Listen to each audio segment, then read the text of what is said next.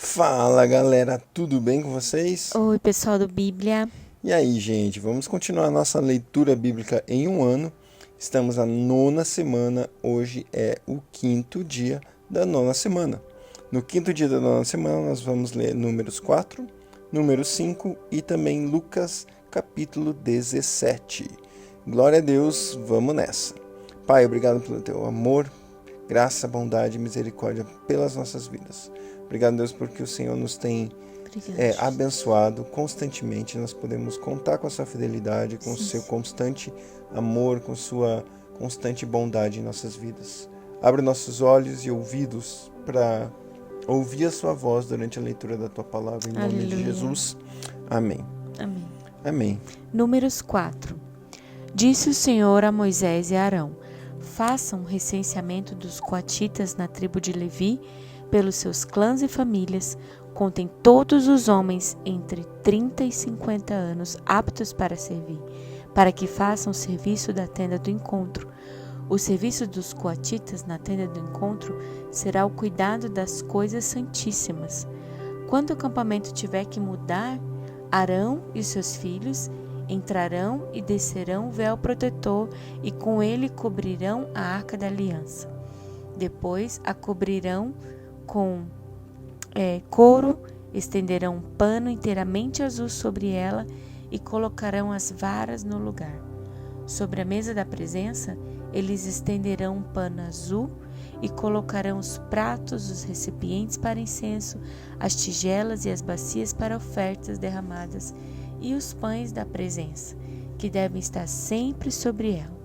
Sobre tudo isso estenderão um pano vermelho e o cobrirão com couro. Depois colocarão as varas no lugar. Pegarão também um pano azul e cobrirão um candelabro usado para iluminação, e as suas candeias, e as suas tesouras de aparo, os seus apagadores e todos os jarros para o seu suprimento de óleo. Em seguida, o embrulharão com todos os seus utensílios numa cobertura de couro e o colocarão num suporte para carregar. Sobre o altar de ouro estenderão um pano azul e o cobrirão com couro e colocarão as suas varas no lugar. Apanharão todos os utensílios usados na ministração no santuário e depois os embrulharão num pano azul e os cobrirão com couro. A seguir os colocarão no suporte para carregar. Tirarão as cinzas do altar de bronze e estenderão sobre ele um pano roxo. Colocarão sobre ele todos os utensílios usados na ministração no altar: os braseiros, os garfos de carne, as pás e as bacias da aspersão. Sobre ele estenderão uma cobertura de couro e colocarão as varas no lugar.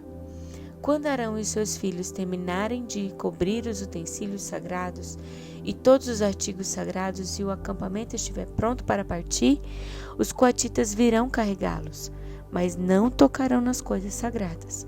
Se o fizerem, morrerão. São esses os utensílios da tenda do encontro que os coatitas carregarão. Eleazar, filho do sacerdote Arão, ficará encarregado do azeite para iluminação, do incenso aromático, da oferta costumeira de cereal e do óleo da unção. Ficará encarregado de todo o tabernáculo e de tudo que nele há, isto é, seus utensílios e seus artigos sagrados.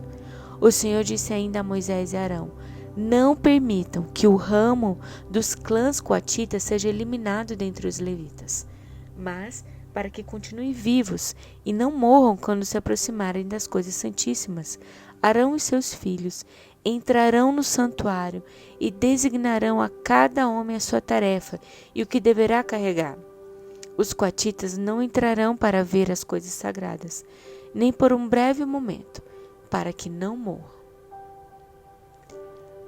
O Senhor disse a Moisés: faça também um recenseamento dos gersonitas, pelas suas famílias e clãs. Conte todos os homens entre 30 e 50 anos, aptos para servir, para que façam o serviço na tenda do encontro.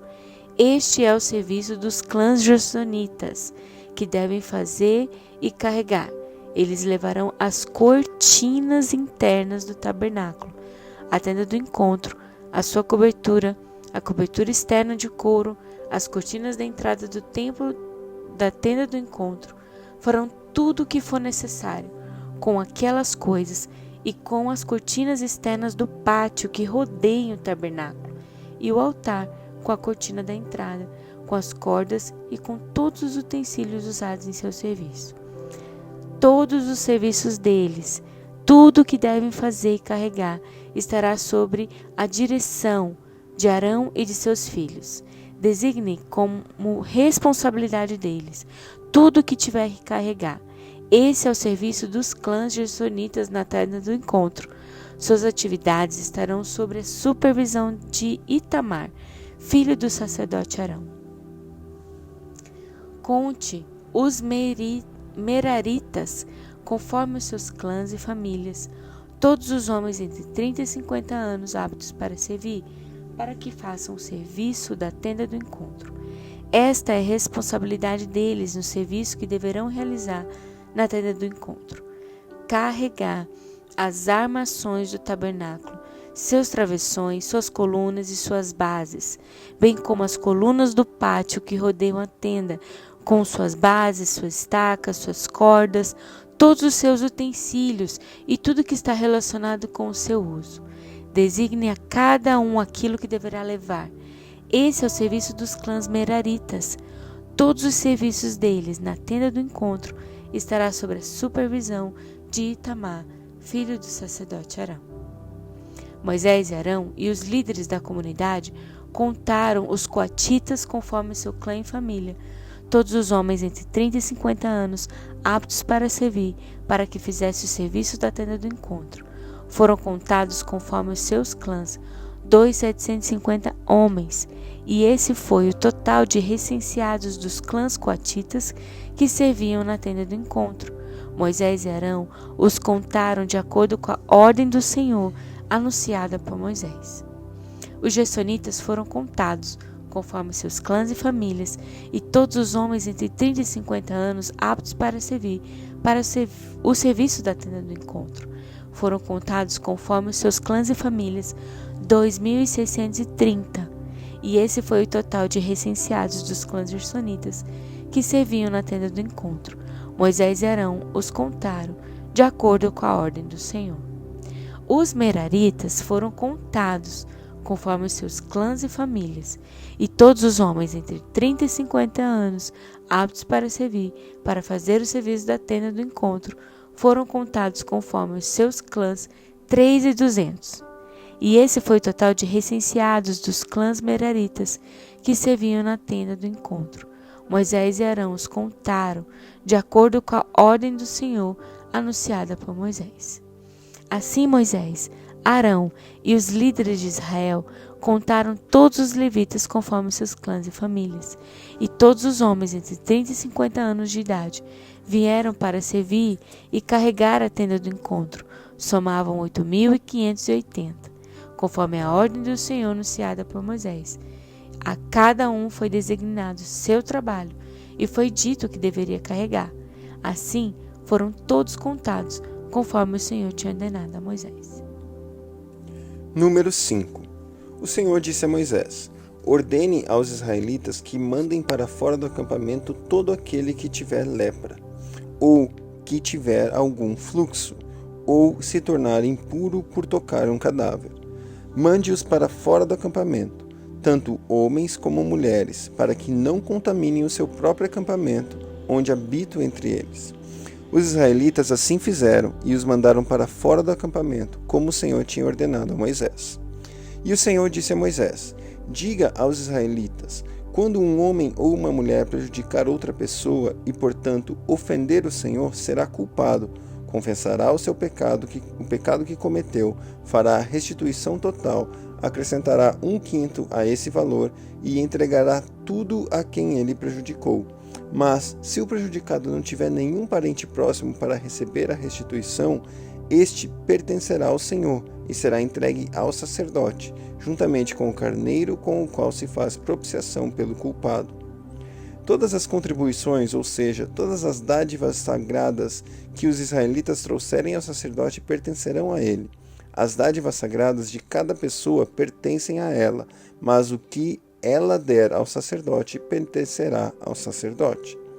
Então o Senhor disse a Moisés: diga o seguinte aos israelitas: se a mulher de alguém se desviar e lhe for infiel, e outro homem deitar-se com ela, e isso estiver oculto de seu marido, e a impureza dela não for descoberta por não haver testemunha contra ela, e nem ter ela sido pega no ato, se o marido dela tiver ciúmes e suspeitar de sua mulher, esteja ela pura ou impura, ele a levará ao sacerdote, como uma oferta de um jarro de farinha de cevada em favor dela.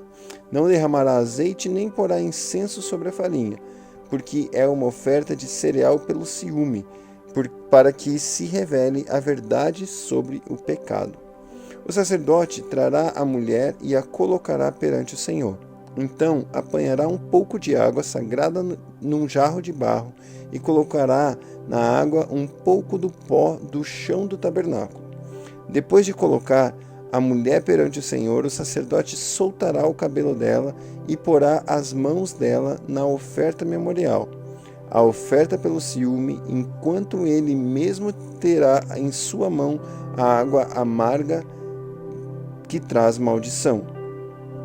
Então o sacerdote fará a mulher jurar e lhe dirá: se nenhum outro homem deitou-se com você, e se você não foi infiel nem se tornou impura enquanto casada, que esta água amarga que traz maldição não faça mal a você.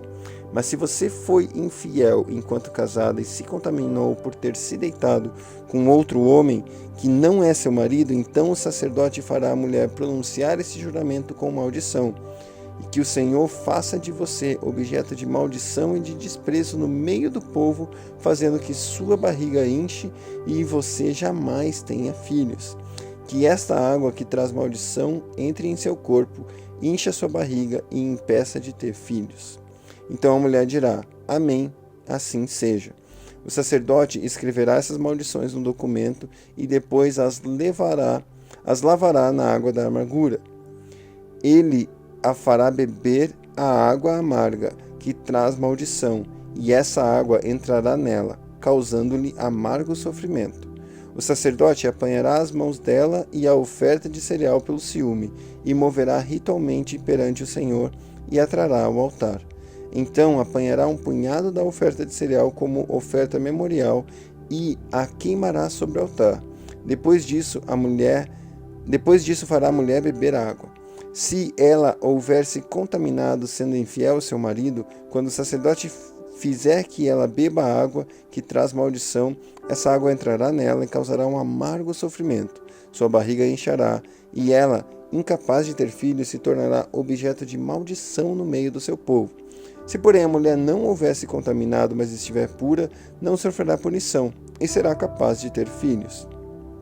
Esse, pois, é o ritual quanto ao ciúme, quando uma mulher for infiel e se contaminar enquanto casada, ou quando o ciúme se apoderar de um homem porque suspeita de sua mulher. O sacerdote a colocará perante o Senhor e a fará passar por todo esse ritual. Se a suspeita se confirmar ou não, o marido estará inocente, mas a mulher sofrerá as consequências da sua iniquidade. Lucas 17. Jesus disse aos seus discípulos: é inevitável que aconteça coisas que levem o povo a tropeçar, mas ai da pessoa por meio de quem elas acontecem. Seria melhor que ela fosse lançada no mar com uma pedra de moinho amarrada ao seu pescoço, do que levar um desses pequeninos a pecar. Tomem cuidado. Se o seu irmão pecar, repreenda-o, e se ele se arrepender, perdoe-lhe. Se pecar contra você 7 vezes no dia, e 7 vezes voltar a você e disser: estou arrependido, perdoe-lhe. Os apóstolos disseram ao Senhor: aumenta a nossa fé. Ele respondeu: se vocês tiverem a fé do tamanho de uma semente de mostarda, poderão dizer a esta amoreira: arranque-se e plante-se no mar, e ela obedecerá. Qual de vocês que, tendo um servo que esteja arando ou cuidando das ovelhas, lhe dirá, quando ele chegar do campo: venha agora e sente-se para comer? Ao contrário, não dirá: prepare o meu jantar, apronte-se e sirva-me enquanto como e bebo. Depois disso você poderá comer e beber.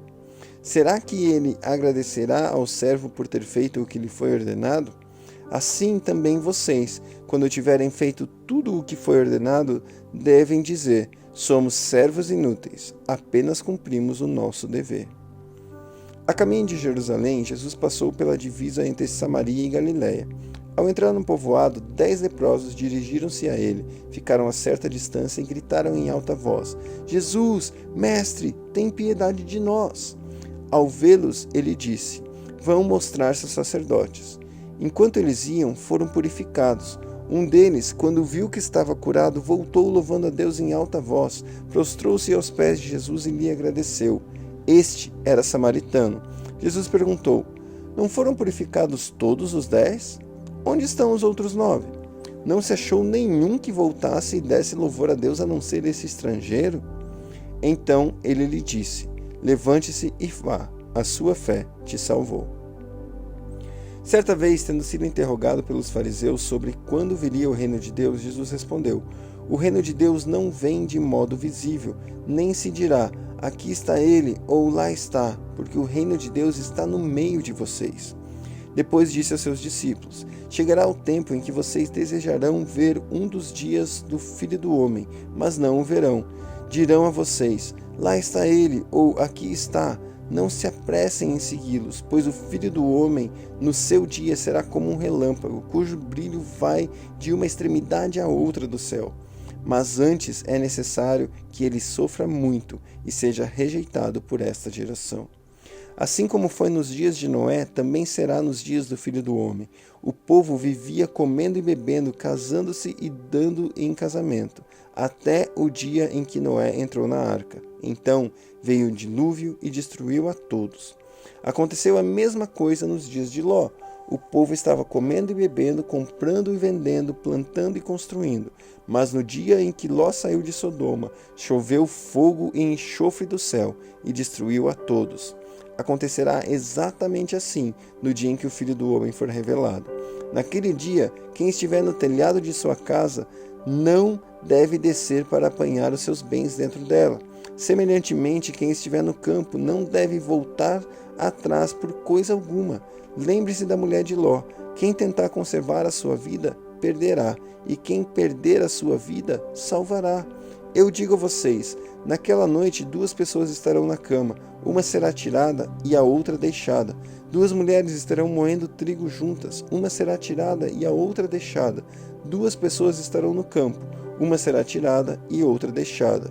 Onde, Senhor? Perguntaram eles. Ele respondeu: onde houver um cadáver, ali se ajuntarão.